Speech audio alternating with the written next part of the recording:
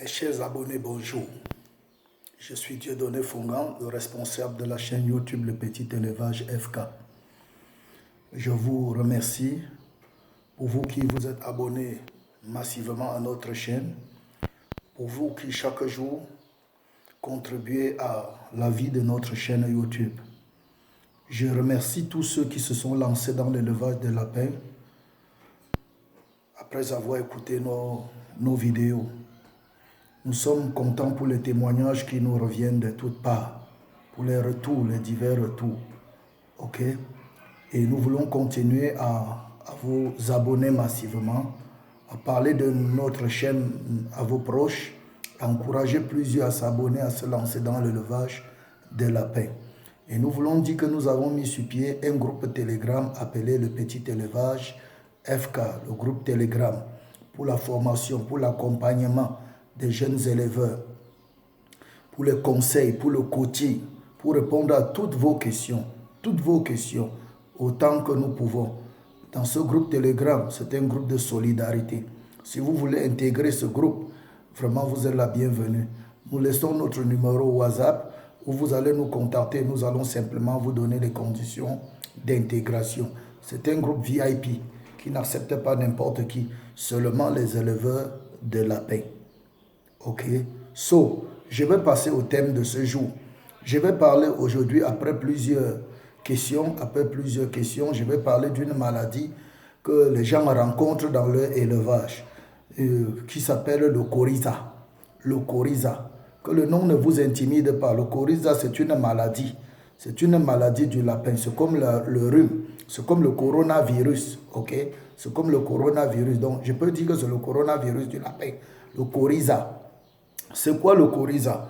Il faut qu'on puisse savoir ce que c'est que le coryza avant de voir comment soigner le coryza du lapin.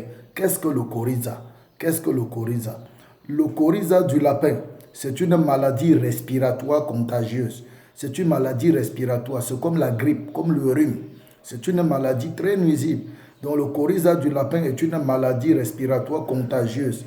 Et tenez-vous tranquille, elle est mortelle si elle n'est pas traitée à temps. Elle est mortelle si elle n'est pas traitée à temps. Donc si ton lapin est atteint de coryza, il faut le traiter à temps. Il ne faut pas laisser que ça devienne grave. Il ne faut pas laisser que ça l'amène à la mort. Alors, tu vas me poser la question de savoir qu'est-ce qui cause le coryza chez le lapin. Qu'est-ce qui cause le coryza chez le lapin? Ok. Le coryza chez le lapin est causé par une bactérie. Le coryza est causé par une bactérie. Et maintenant, tu vas me demander quels sont les symptômes. Comment je vais faire pour reconnaître que mon lapin a le coryza? Plusieurs personnes disent que mon lapin a le coryza alors qu'il n'a pas le coryza. Plusieurs personnes disent que mon lapin est seulement enrhumé alors qu'il souffre de coryza. Nous allons maintenant dire quels sont les symptômes. Comment reconnaître, même pour un amateur, que son lapin est atteint de coryza et qu'il doit se lever rapidement. Ok? Donc, les symptômes du coryza sont les suivantes. Première chose, il y a l'éternuement répétitif. L'éternuement répétitif du lapin. Et pour certaines personnes, l'éternuement part même jusqu'à ce que provoquer l'abcès. L'abcès chez le lapin. Donc quand ton lapin a l'éternuement répétitif, il faut faire attention. C'est un des signes du coryza. Il y a une respiration sifflante. Quand il respire, c'est comme s'il siffle.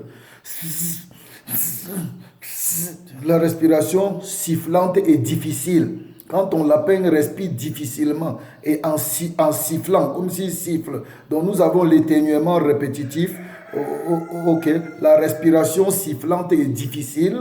Donc on a l'écoulement nasal. C'est-à-dire que tu te rends compte que ses narines commencent à couler. L'écoulement nasal. Et vaginal, sa vulve aussi. Sa vulve, j'allais oublier. Quand le narine commence à couler, la vulve commence à couler. Il y a un liquide transparent, clair qui sort là-bas. Ok? Et quand le liquide est clair, c'est un signe simplement que ta maladie n'est pas grave. Elle ne vient que de commencer, ne panique pas. Quand la vulve est claire, le liquide qui coule de la narine ou bien de la vulve, de sa vulve est clair, le liquide vaginal est clair, c'est que la maladie vient de commencer. L'autre chose, c'est que tu remarques que ton lapin respire par la bouche. Par la bouche. Il respire par la bouche et non par les narines. Et puis, il y a une autre chose. Il y a une autre chose que tu dois encore regarder. Un autre symptôme, c'est quoi? L'autre symptôme, c'est que la conjonctivite. Les yeux sont atteints. Les yeux sont atteints. L'œil devient larmoyant. Il y a les larmes qui coulent dans les yeux comme ça. Hein? L'œil devient larmoyant. Et tu te rends compte que ton lapin ne cesse pas de frotter, de prendre sa patte avant et de frotter toujours son museau avec. Il frotte son museau avec. Il frotte son museau avec. Alléluia. Cette maladie-là peut être chronique. Elle peut être chronique. Voilà quelques symptômes. Et j'aimerais donc te dire que cette maladie peut être chronique. Elle peut être dangereuse. Il faut la prendre en charge rapidement. Ok. Alors, comment prévenir et traiter donc cette maladie du coryza? Comment prévenir et traiter cette maladie du coryza? La première chose qu'il faut faire pour la prévention, ce que je veux dire, c'est qu'il faut avoir une bonne cage. Une cage appropriée pour le lapin, une cage propre, une cage correctement ventilée. L'air doit bien circuler à l'intérieur, sans variation brutale de température. Okay? Et l'autre chose qu'il faut éviter, c'est la surpopulation d'une loge, la surpopulation d'une cage, d'un espace de lapin. Donc s'ils doivent être 6 dedans, qu'ils soient respectés 6, ça doit être aéré, ne surpeuplez pas la loge avec les lapins. Ok? J'espère qu'on se fait bien comprendre. Donc, l'espace doit être bien, ne doit pas être surpeuplé, doit être aéré. Donc, une bonne prévention est suffisante. Une bonne prévention est suffisante pour lutter contre le coryza. Et aussi, une bonne alimentation du lapin le protégera aussi et le gardera en forme. Une bonne alimentation du lapin le protégera aussi et le gardera en forme. Donc, il faut veiller sur l'alimentation du lapin. Ne lui servez pas les aliments gâtés, les aliments moisis. Servez la quantité qu'il va manger terminée. Ce n'est pas bon quand l'aliment reste dans la loge. Maintenant, comment traiter?